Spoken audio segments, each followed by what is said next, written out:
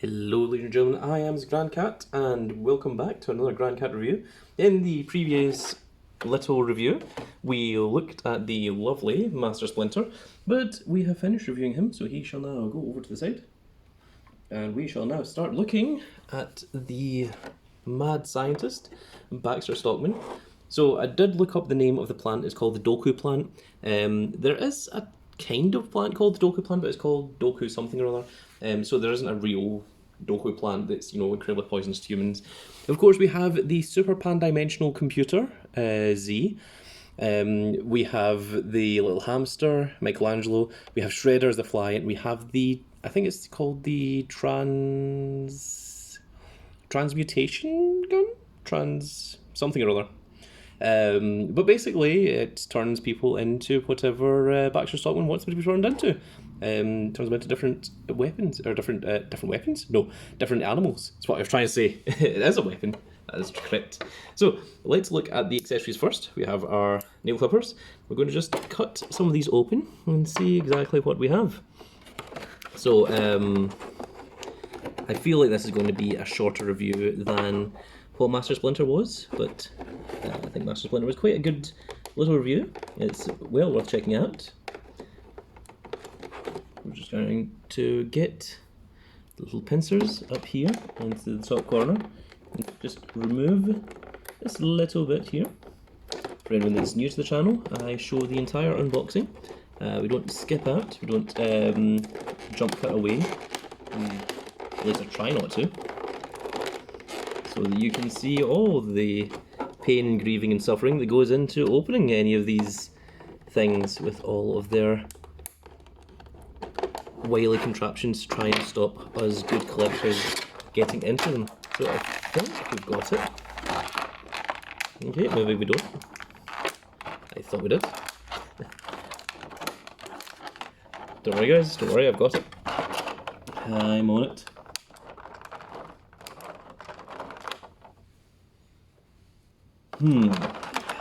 This is an annoying little place that this one has been put into. So it's also just in refusal to snap because I had it and it just wasn't in. Oh my god! There. Okay, right, we got it. Okay, we got it eventually. There. Jeez, done. Oh my goodness. That was an ordeal. But now let's just get into all of these little accessories. So let's look at this one first. We have our fly version of Shredder, who of course was also turned into a fly, and if the camera would focus on it, and it has an incredible amount of detail. There's no articulation on it, doesn't move in the slightest, but just look at that. You've got the helmet, you've got the cape, and of course the little wings and the face and the little hands together. That is an awesome little thing considering how small it is. It's very, very cool to see. Let's take a look at the gun. So this part here, it does not move. It is solid. It looks like it is pointing to... Looks like it's kind of pointing in between the cat and the fly. If you see that there, it's like right in the middle. It can also turn people into turtles, into... What is that, a donkey? A rabbit? Is that a gerbil? Yeah, and of course the fly. So... That's interesting because April O'Neil was turned into a cat. There was a couple of people that were turned into rats. Michelangelo was turned into a gerbil. Shredder was turned into a fly. Of course, Baxter Stockman was turned into a fly. So it's almost like they've used a few different things here. And no one was turned into a rabbit, but Yojimbo does exist.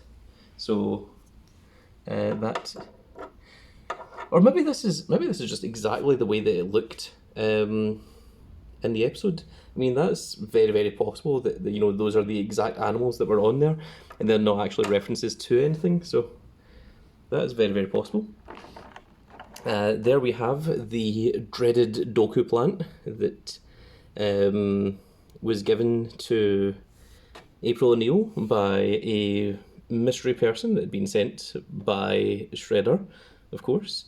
It wasn't actually a mysterious lover, and Splinter, upon seeing it, immediately throws it in the trash, and then April O'Neil falls into a coma, and they need to get the... What's that called? When the opposite of the thing that... Oh my goodness. The antidote. The antidote. They need the antidote. What a word to forget. Forgetting the word antidote. And let us now look at, you have Michelangelo as a gerbil, which is fairly ridiculous. You can tell it's Michelangelo, of course, by the orange hairband. Once again, no articulation whatsoever, but he looks really, really good for what he is. So, quite hilarious to see. We only have one accessory left to go after all that. So that ran through quite a bit. Let's just get rid of these bits here. And we will now look at Z, the space interdimensional computer. Of course, he, in the series, did have a body that was kind of like a kind of glowing body underneath. But I think that would be a little bit too much to ask for an accessory. I think that would be more a figure. Interestingly enough, it does have this part at the bottom, so it looks like maybe this could connect onto something. But the cool thing about Z is he's got 4 different faces, and the way that works is just this is actually an old 80s thing that they've done here, which is perfect for like Teenage Mutant Ninja Turtles. But it's actually just all the pictures are just interlined with each other, and depending on what angle you're looking at, it gives you the illusion that you are getting the other image. Oh, it's only 3 faces, is it? No, it is 4. Is it 4 or is it 3? No, I think it's 3. I think I might have just been lying. I thought it was 4, but it's not. So this is obviously made to look like an old school, maybe kind of Apple Mac, some kind of like PC, of course. This part here, the keyboard, is supposed to be all futuristic. Chrome Dome came with a computer that was a monitor and a keyboard that looks like it could have been a PC, or it could have even been an Amiga. I really like the idea of coming with an Amiga, because an Amiga is something that's very, very close to my heart. Loved the Amiga. It's a great system. The Commodore Amiga. But this is obviously supposed to be like, you know, they've added the little bits up here, you know, try and make it more space-like. They've given him this kind of, like, you know, it's not square, it kind of comes down. They've given it this kind of whole space thing. Of course, this isn't that kind of keyboard wouldn't ever work. It needs significantly more keys than that. It's got the little red buttons on it, so it is meant to look like a kind of futuristic computer. It isn't meant to be a regular computer. And I think this comes back into it later on. Does the 5th Turtle, Zach, does he not use this to control Chrome Dome? Does he not plug him into it or something like that? I'm not sure. I have vague memory of that, but once again, relying on you guys on the comment section to let me know. And now it is time for the main event. We are going to be looking at Baxter Stockman. So, Baxter Stockman was, of course, turned it into a fly based on the movie The Fly. So there was an original The Fly before. Oh my god, I've forgotten the actor's name. He was in Jurassic Park, but he did the role of it as well. And there was also a Fly 2 that was made. Is it Jeff something? Oh my goodness. The thing is, like, when I'm not on camera, I know these things off the top of my head. You put me on camera and I forget everything. It's the, life finds a way. Him. He did the Fly movie. And that is exactly what the whole idea with Baxter Stockman was based off of. They did a lot of old kind of horror films, and that is it. Look, it is entirely clear. Like when Shredder creates Krang's body, he does the whole "it's alive, it's alive," which comes from the original Frankenstein movie. And here we are. Let us look at Baxter Stockman, and he is glorious. Just look at that lovely, lovely face. So, see, if you watch the original cartoon, you actually kind of feel sorry for Baxter Stockman, because initially he didn't do anything wrong. He was just a guy that had created a rat catcher machine that he called Mousers. And Splinter was the one that used them for evil to try and track down Splinter. Did I say Splinter? I meant Shredder. But Shredder used them to try and track down Splinter. And then Shredder started...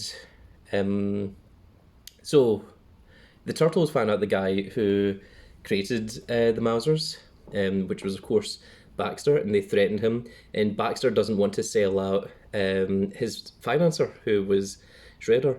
And they tie him to a lamppost, and they steal his van. And the van they steal is what becomes the Turtle Van.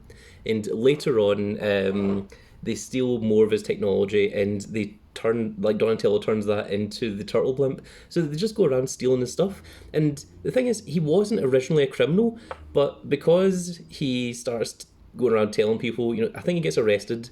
He starts telling people about, big giant turtles, and he gets put in an insane asylum, and Shredder breaks him out, and he's been convinced that there are no such thing as giant, 5 foot tall turtles, and Splinter's like, no, come on, you idiot.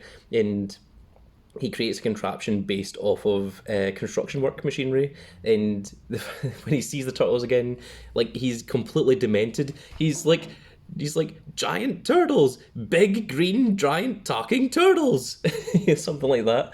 And then after that, Shredder gets sick and tired of him. Shredder throws him into Dimension X so that he can get Bebop and Rocksteady. And then Krang doesn't need another genius because he's a genius himself. And Krang goes to have him killed, and a fly flies in there with him because he'd just been in the garbage trash on a garbage barge. And then he gets transformed into this, and then he escapes Dimension X. So you really do kind of feel sorry for him because he didn't really do anything wrong. And it was largely the Turtles' fault, and the Turtles stole his van as well. So it's like, what? Hang on, is he really the bad guy here? So let's look at the figure now that we've done a little bit of backstory. So he does have the double elbow joints, which looks a bit strange. Oh my goodness! Oh, that just broke off. I really hope that is. I don't think it's meant to do that, but I hope it's fixable. Sometimes that happens with these stiff figures, so I'll just be careful of that from now on. Oh my goodness. So that's the kind of thing that you need to watch out for, folks, because that generally is supposed to happen. If you use too much strength in trying to move the elbow joint, sometimes... okay, so there... Okay, we've got the double elbow joint working now. I think that was just a little bit of a scare there. So once again with cartoons, they do have this kind of shading where it's white on one side and then kind of dark on the other. So you kind of want to line those up so that it's nice for your shelf, of course. He does have these back arms. Okay, so these do move, but they only move from here. They don't have any articulation beyond that point. So that is quite cool to see. So we're going to do that. We're going to put the wings up. I'm going to have the arms back out here a little bit. So he does have a lot of articulation because he's got a lot of moving parts here as well, which is very, very cool to see. This part here, the sweater, is like soft goods, so I think he's maybe got some articulation under there. But the head is on a ball joint here. I don't know if the neck has additional movement. I can feel that there is a bit of movement under here, under the soft goods. Well, it's not soft goods. It's hard goods, but it's soft plastic is what I'm trying to say. Same with that part there. So it does move. There is a little bit going on down there. In terms of the legs are on your usual Neca leg joints. We do have the double bend in the knee. So let's just try and do that without breaking it. Okay, there we go. So there is the rotation that you get off of that. He Does he have ankle swivel? Maybe he doesn't. Oh no, he does. You can see it in there. It's just not moving for me. You can see me trying, but it seems very, very stiff for what it is. He doesn't have any toe joints. There isn't any little toe part there, so I can see that for sure. Oh my goodness. I just snapped a little bit there and took me off by surprise. It didn't actually snap, it just mean that it snapped into place, is what I was talking about there. And once again, ankle, very stiff in this one. And I've got a little bit of movement here. So there you can see it, but it's very, very stiff and doesn't seem to move that much. And because of what happened here, I don't really want to go testing it. I think I'm quite satisfied with what we have.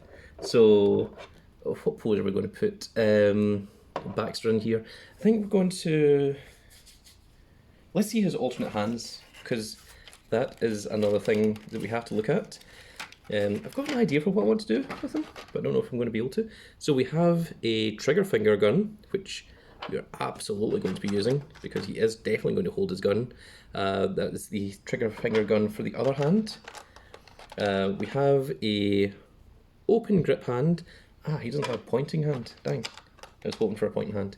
And the other open hand grip hand for this one. So, how are we going to display our Baxter Stockman? So, first of all, let's take off the right hand. So this is just going to pull off like so. Oh, there we go. Well, unexpectedly. But before we attach the other hand, we're going to connect the hand. Well, we've got the gripping hand, we've also got the trigger hand. So let's put the trigger hand on. We're going to put that to here, I think. Well, I was going to, but I think maybe the open hand grip is maybe going to be a bit better for this one, because there isn't really a trigger here. But I think this might look good. It might give the illusion there's a trigger if we have that in. So this is very, very brittle. You can definitely feel that it's hollow, so I don't want to try too hard with this. You know what, I'm going to leave that, and we're going to go to the open grip hand instead. We're going to use that, which should be much, much easier to fit in and rotate it around. There we go. Just need the pinky is not in there quite yet.